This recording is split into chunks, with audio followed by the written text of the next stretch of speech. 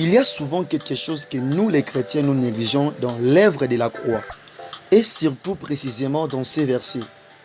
La Bible déclare: venez à moi, vous tous qui êtes chargés et fatigués, je vous donnerai du repos.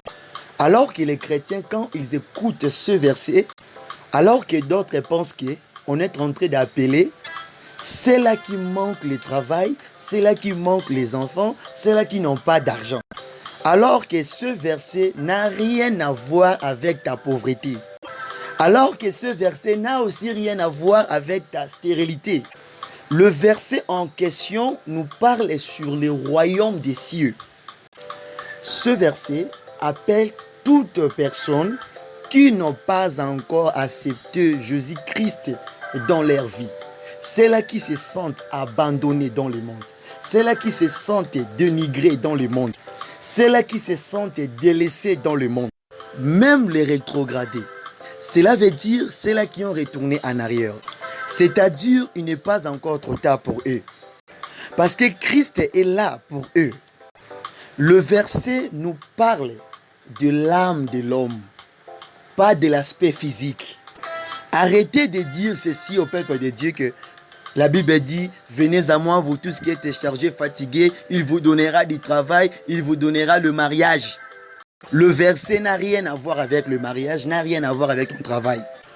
Alors si c'était pour ton travail et pour ton mariage, Christ n'allait pas mourir là sur la croix.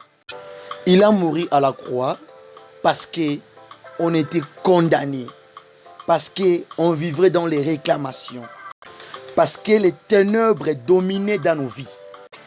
Christ nous a affranchis de l'esclavagisme, de la condamnation, de réclamation, de la servitude diabolique.